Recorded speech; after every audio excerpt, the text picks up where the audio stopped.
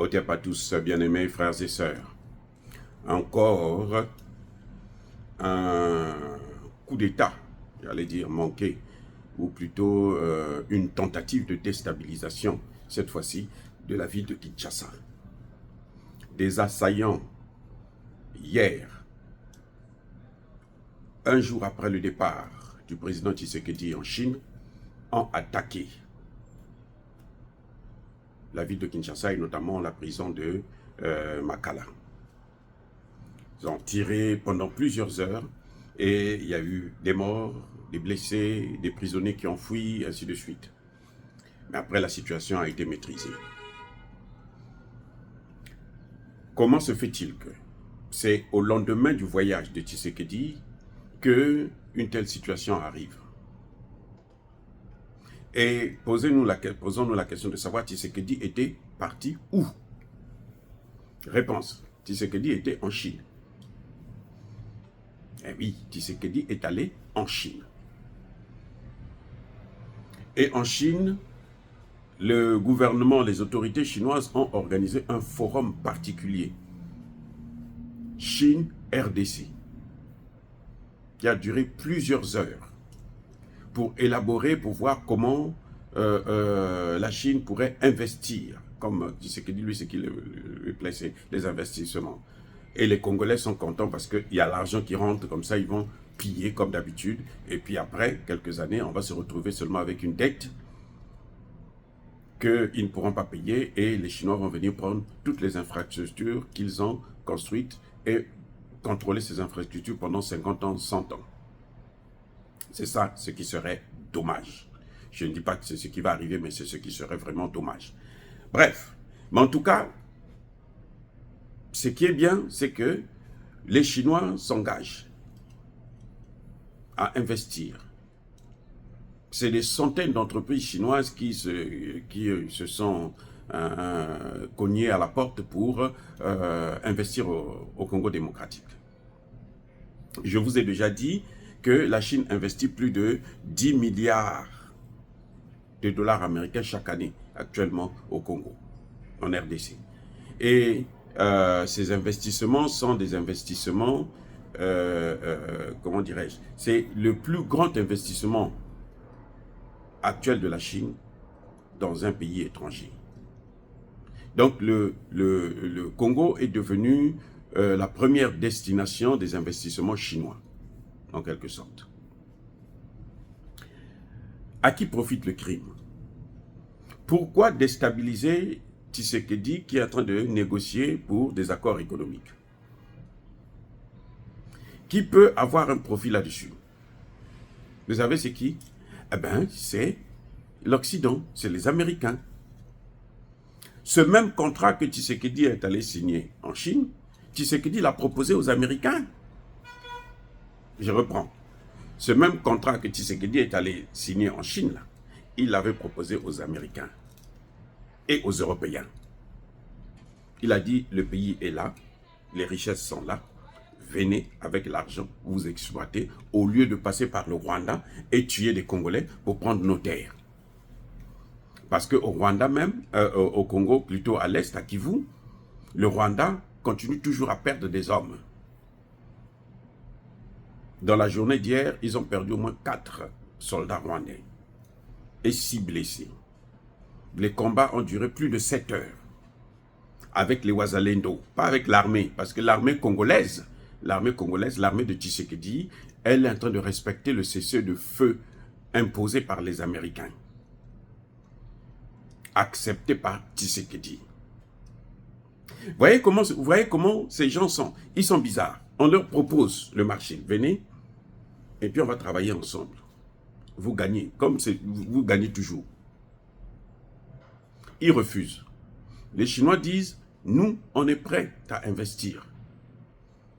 M. Tshisekedi fait le déplacement.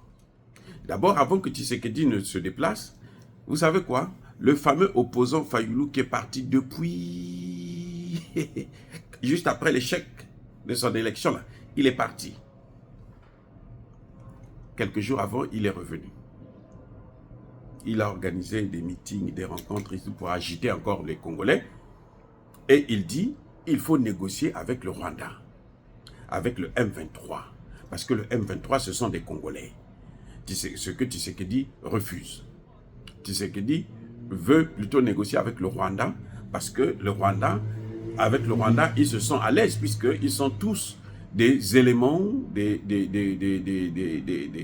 paillassons des États-Unis d'Amérique. Donc on envoie d'abord l'opposant pour venir agiter. Ça ne marche pas. Qu'est-ce qu'on fait? On voit que Tshisekedi a voyagé, on veut que Tshisekedi puisse interrompre, eh oui, son séjour en Chine pour rentrer au pays, puisqu'il y aurait des problèmes. C'est pour ça que vous avez vu ce qui s'est passé à Kinshasa. On agite. On veut détourner l'attention de Tshisekedi pour que Tshisekedi ne puisse pas faire quelque chose. Pour que Tshisekedi puisse être là, il ne puisse pas dealer avec les Chinois. Parce qu'ils savent quand les Chinois rentrent là, quand ils viennent investir là, ils prennent tout. Et ça va être difficile. Les Américains ne peuvent pas suivre le rythme des Chinois en matière d'investissement. C'est pas possible. Il n'y a rien à faire, on ne discute pas là-dessus. C'est pas possible. Donc ils sont obligés de passer par la déstabilisation. C'est pour ça que vous avez eu cette situation. Maintenant, comment des assaillants vont venir attaquer une ville comme Kinshasa, et notamment la prison de Makala? Ils viennent d'où? Vous croyez qu'ils viennent de Kinshasa? En tout cas, il y a deux choses. Vous savez que Brazzaville et Kinshasa sont les deux villes les plus rapprochées au monde. Si cette situation a pu arriver, c'est que soit les assaillants venaient de Kinshasa, soit les assaillants ont une base arrière, plutôt soit les assaillants venaient de Brazzaville, soit ils ont une base arrière à Brazzaville. On a su après que les gens de Mananga, ce qu'ils voulaient, c'était rentrer à Brazzaville. Celui qui avait échoué là, il y a quelques mois son coup d'État, l'objectif c'était de repartir à Brazzaville. C'était par là-bas qu'il devrait partir pour fuir. Donc là aussi, c'est la même chose. Et c'est pour ça que nous devons demander aux autorités congolaises. Ils n'ont aucun intérêt à ce que au Congo, Kinshasa, il puisse avoir la déstabilisation, notamment à Kinshasa.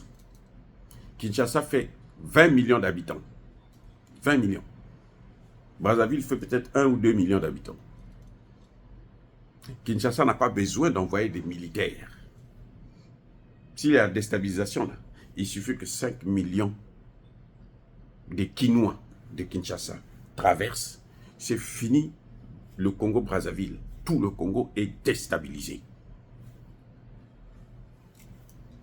Il faudrait bien que nous puissions le savoir. C'est pour ça que les Congolais sérieux ont tous dit qu'il faut annuler les accords avec le Rwanda. Il ne faut pas négocier avec le Rwanda.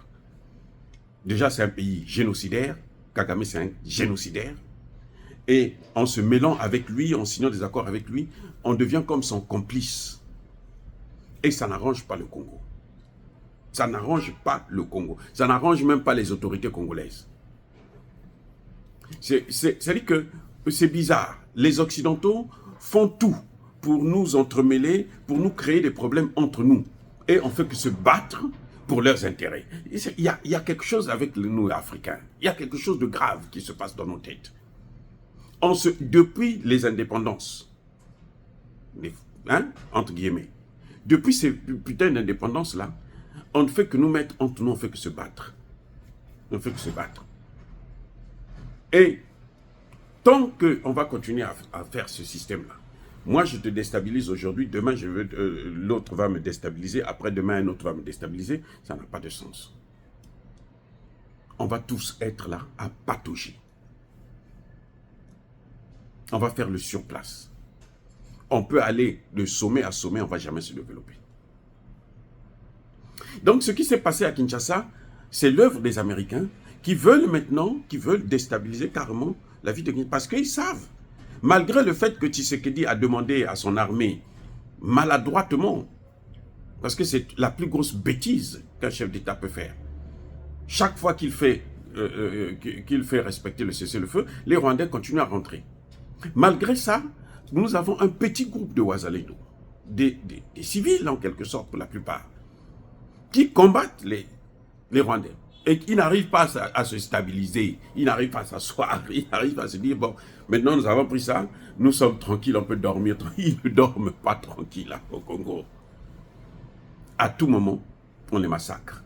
À tout moment. Au point où, maintenant, il y a des généraux rwandais qui refusent d'aller au Congo. Ils disent, non, on ne part plus. Ils refusent d'envoyer des hommes au Congo.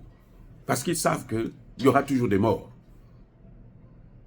Pour le vol. Ça n'a pas de sens. Pour les crimes. Vous allez tuer, mais vous aussi, on vous tue. Même si ce n'est pas beaucoup, mais on les tue quand même. Et les Rwandais, quand ils tuent la population civile, ce sont des civils. Et vous n'allez jamais entendre parler de ce dossier au niveau du Conseil de sécurité de l'ONU. Jamais. On n'a jamais accusé le Kagame pour les génocides qu'il est en train de causer en RDC. C'est quand il va mourir que vous allez dire, oh ben, il y avait eu des génocides. Mais vous savez, les Congolais ne vont pas oublier ça. Hein. Les enfants des victimes, là, je veux vous signaler une chose. Les Wazalendo que vous voyez là, hein, pour la plupart, ce sont des enfants qui ont vu leurs parents se faire massacrer par les Rwandais. C'est pour ça qu'ils ont dit, on ne va pas les laisser. C'est ça que les Américains ne comprennent pas. Les Wazalendo, là, ce sont les enfants. Mais Kagame est en train de tuer les Congolais depuis combien de temps? Ça fait maintenant 3 décennies. Donc ces enfants-là ont déjà 25 ans, 30 ans. Donc pour la plupart, là, ceux qui sont nés au moment même où ça a commencé, 25, 30 ans. Mais ceux qui avaient 5 ans, 10 ans, donc ils ont un âge où ils ont vu, ils ont pris conscience de la situation, de ce que leurs parents ont subi. Et ils sont en train de maintenant se battre contre la volonté de Tshisekedi. Contre la volonté des opposants congolais, les Fayoulou et les autres là, qui demandent à ce qu'on puisse négocier. Il n'y a pas de négociation, parce que quand ils vont en négociation, vous savez ce que Kagame demande? Kagame demande l'Est du Congo. Il dit, donnez-moi ça. Quand tu es en position de force, tu demandes tout ce que tu veux. C'est pour ça que vous voyez que les Russes, aujourd'hui, sachant qu'il y a les Ukrainiens qui ont occupé vraiment 0,00% du territoire russe, ils disent que non, on ne négocie plus. Tant on ne va pas finir avec eux là, on ne négocie pas. Parce qu'on ne négocie pas en position de faiblesse. Tshisekedi accepte tout ce que les Américains lui demandent. Et là, aujourd'hui, il est obligé d'aller chez les Chinois. Et les Américains sont fâchés parce que les Américains se disent que les Chinois vont prendre le contrôle de la chaîne d'approvisionnement des matières premières congolaises. Les Chinois sont en train de prendre tout le contrôle. La seule chose que nous demandons, nous reprochons à Tshisekedi, c'est de ne pas se tourner vers la Russie qui est le spécialiste ou la spécialiste de la guerre contre les terroristes, de l'insécurité. L'insécurité, là, il n'y a pas d'eux. Les Chinois ont des armes, c'est vrai. Pratiquement les mêmes armes que les Russes, mais les Russes sont les meilleurs. Alors, si Tshisekedi n'a pas compris ça, allez-y le lui dire. Entre-temps, cette déstabilisation n'a pas marché encore une fois de plus et ils peuvent se mordre les doigts. Dire cela, c'est inciter à la haine ou à la violence. Non. Yahba colère, Veya Madem, et encore une fois de plus, soyez bénis, soyez abondamment bénis par le Dieu des Kémites et par nos ancêtres évangélisés. Mais que tous ceux qui persécutent le continent africain, le pillent et le déstabilisent, qu'ils soient noirs, blancs, chinois, arabes, juifs, indiens, qui qu'ils soient punis, maudits, foudroyés, neutralisés, écrasés, effacés par le Dieu des Kémites et par nos ancêtres évangélisés. Vive l'Afrique éternelle, j'ai dit et j'assume.